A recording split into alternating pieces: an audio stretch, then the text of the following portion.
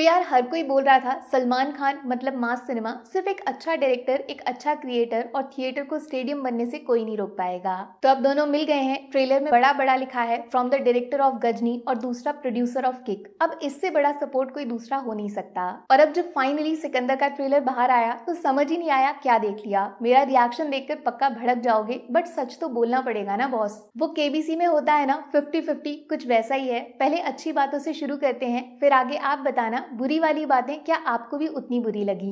Best चीज ये है, काफी टाइम बाद एक ऐसा सिनेमा आ रहा है सलमान के करियर में जो स्टोरी बेस्ड होगा, मतलब कहानी के दम पर फिल्म को बेचा जा रहा है। पुरानी मूवीज में सब कुछ सलमान के स्टारडम पे डाल दिया और जब फिल्म पिटी तो उसका इल्जाम भी इन पे लगा दिया। बट सिकंदर एक टीम वर्क फिल्म लग रही है। बट इसी में एक बुरी बात यह है कि ट्रेलर जरूरत से ज्यादा लंबा हो गया। 3.5 मिनट की लंबाई से दिक्कत नहीं है, लेकिन इतनी सारी चीजें रिवील नहीं करनी चाहिए थी। सेम इतना ही लंबा है एनिमल का ट्रेलर, लेकिन जब उसको देखोगे तो समझ ही नहीं आएगा फिल्म में चल क्या रहा है। कोई भी दो सीन्स को आपस में कनेक्ट नहीं कर पाओगे। लेकिन सिकंदर का ट्रेलर एक सीक्वेंस में चल रहा है। पहले एक्टर को इंट्रोड्यूस किया, फिर उसका पावर दिखाया, बाद में उसके दुश्मन से मिलवाया और लव को ट्रेजेडी बनाया। कहानी ऑलमोस्ट समझ आ चुकी है। एक पावरफुल आदमी जो कमजोर लोगों की ताकत बनता है, फिर नए शहर में जाके एक बने बनाए सिस्टम से भिड़ता है जिसमें उसका बहुत कुछ बर्बाद होता है। ये दिक्कत हमेशा होती है बॉलीवुड मूवीज के ट्रेलर में। डायलॉग्स डालने का पता नहीं कौन सा पुराना रिवाज है, उसको छोड़ने को तैयार ही नहीं है। इस चक्कर में फिल्म के अंदर के सीन्स डालने पड़ते हैं और जो एक्टर बोलता है उससे कहानी समझ आ जाती है।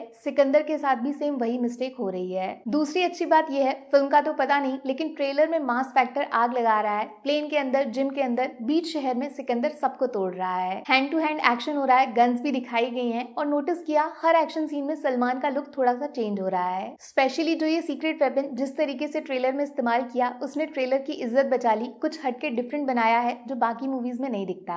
वैसे तो सिकंदर को यूए सर्टिफिकेट मिला है तो ज्यादा वायलेंस, खून खराबा नहीं होगा, बट जितना ट्रेलर में है उतना भी बड़ी स्क्रीन पे देखने में मजा आ जाएगा। लेकिन पता नहीं क्यों ये वाले सीन्स, कलर्स और इतने सारे एक्टर्स को देखकर किसी का भाई किसी की जान वाला फील आ रहा है और ये अच्छी बात बिल्कुल भी नहीं है। तीसरी अच्छी चीज ये है, सिकंदर के मेकर्स ने धोखा नहीं दिया। ट्रेलर के बाद किसी को कॉपी पेस्ट रीमेक बोलने का मौका नहीं दिया। Total original cinema. सारे कैरेक्टर्स एकदम फ्रेश लग रहे हैं, उनका नए तरीके से फिल्म में इस्तेमाल किया जा रहा है, किसी दूसरी फिल्म से उनको चुराया नहीं गया है। चौथी और सबसे बेस्ट चीज इस ट्रेलर की है सलमान खान का स्क्रीन प्रेजेंस। ये टाइटल सिकंदर रियल लाइफ में इतना सूट करता है ना कि फिल्म में उसके साथ इंसाफ करना बहुत मुश्किल था। बट ट्रेलर में सलमान खान का प्रेजेंटेशन काफी अच्छा लग रहा है। वो जैसे दिख रहे हैं और लोग जिस तरीके से उनको देख रहे हैं, दोनों चीजें आपस में मैच हो रही हैं। एक्शन सीन्स में सलमान लार्जर देन लाइफ दिख रहे हैं। जरूरी नहीं होता हीरो का उछल कूद करना। सलमान का जैसा वाइब है, वो सिर्फ खड़े हो जाते हैं तो एक्शन अपने आप हो जाता है। याद है सलार में प्रभास का कैरेक्टर कितना स्ट्रॉन्ग, जबरदस्त बनाया था, लेकिन कुछ भी जरूरत से ज्यादा एक्स्ट्रा नहीं किया था, सिर्फ प्रभास के फेस को यूज किया था ज्यादा से ज्यादा। कुछ वैसा ही सिकंदर का ट्रेलर है। सलमान के कैरेक्टर को नेचुरली स्ट्रॉन्ग दिखा रहे हैं। वो 6 पैक्स और हवा में गुलाटी मारने की जरूरत इस लेवल के एक्टर को है ही नहीं। लेकिन सलार से ये लोग ये नहीं सीख पाए कि प्रभास ने पूरी फिल्म में सिर्फ 5-6 डायलॉग्स बोले थे, जबकि उसके 4-5 गुना डायलॉग्स तो अकेले इस ट्रेलर में ही डाले गए हैं। ठीक है, तो अब मैं नेगेटिव वाले पॉइंट शुरू कर रही हूँ। ये थोड़ा चुभेंगे, बट ध्यान से सुनना और अगर मैं गलत हूँ तो कमेंट करके बताना, उस पर ध्यान जरूर दिया जाएगा।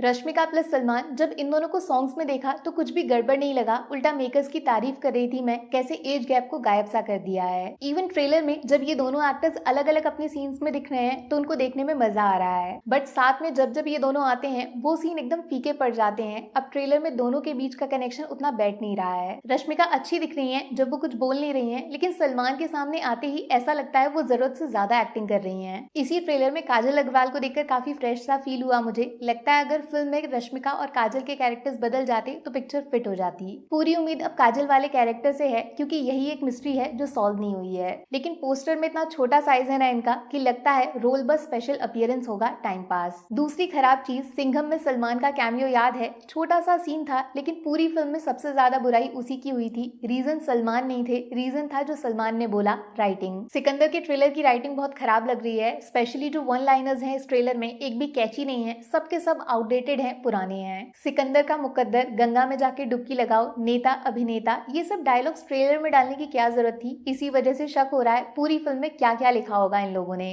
तीसरी सबसे बड़ी शिकायत मेरी जो है वो है इस ट्रेलर की एडिटिंग और म्यूजिक। मतलब अच्छे खासे सलमान के कमबैक को बेइज्जती में बदल दिया इन लोगों ने। इस ट्रेलर में सलमान सबसे बेस्ट हैं, लेकिन ट्रेलर को ना पसंद करने वाले लोग सलमान को ही खराब बोलेंगे, जबकि इस बेइज्जती का पूरा क्रेडिट एडिटिंग और म्यूजिक को जाना चाहिए। सच में 2 मिनट के आसपास ऐसा लगा ट्रेलर खत्म क्यों नहीं हो रहा है, फिर देखा पूरे 1.5 मिनट बचे हुए हैं। एडिटिंग की वजह से 3.5 मिनट का ट्रेलर 10 मिनट जैसा बन गया।